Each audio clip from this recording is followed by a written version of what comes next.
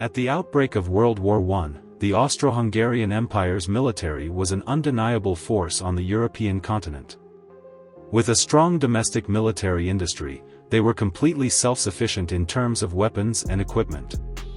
However, the Austro-Hungarian Empire was slow to embrace new technologies, showing skepticism not only towards tanks but also towards armored cars with lower technological capabilities, as the High Command believed that these equipment did not fit into any military doctrine at the time. However, the lack of attention from the High Command did not mean that the lower-ranking officers and soldiers also dismissed these equipment. After all, it was the soldiers who faced the enemy in combat, and they were very aware of the role that armored cars played in battle. In 1915, an officer named Junovicz attempted to design an armored car, which was later named after him. Facing the dilemma of starting from scratch without any previous experience to rely on, Junovicz decided to try building a makeshift armored car based on the existing chassis of an Italian Fiat 40 truck.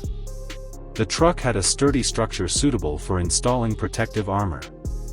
It was powered by a 40-horsepower Fiat 4-cylinder engine, with the engine compartment located at the front of the vehicle, followed by the driver's cabin and a cargo compartment at the rear. The modification of the armored car by Junovicz was relatively simple. He removed the truck's body and other structures, then cut suitable steel plates and fixed them in place using bolts, creating the vehicle's protective armor. The armor could be roughly divided into two parts, one part for protecting the engine compartment, with a sloping front armor and a vent at the bottom, and the other part for protecting the driver's cabin and fighting compartment, with sloping armor on all sides, a driver's observation window on the front, and a machine gun firing port. There were also two firing ports on each side of the vehicle. The armor on the front was 7 mm thick, and the side armor was 5 mm thick. Despite its imposing appearance, its protective capability was considered decent at the time, enough to withstand rifle and machine gun ammunition. The armament of Junovicz's armored car consisted of 2 to 3 water-cooled machine guns, with one mounted in the front firing window and the others positioned on the sides of the vehicle for tactical flexibility. This experimental armored car had a rugged structure and a production quantity of only 5 vehicles. The first 3 were based on modified Fiat 40 truck chassis, the 4th appeared in 1917 using a Bussing 36 truck chassis, and the 5th used a Sorer 34 truck chassis. There are very few records of these armored cars in combat, and there are not many photographs of them.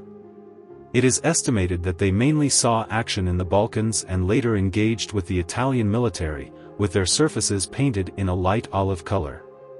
Junovicz's armored car had a combat weight of approximately 4 tons, based on the Fiat chassis model, a length of 5.7 meters, a width of 1.9 meters, a height of 3 meters, a maximum speed of 35 kilometers per hour, a maximum range of 350 kilometers, and a crew of 5, the vehicle commander, driver, 2 machine gunners, and 1 loader.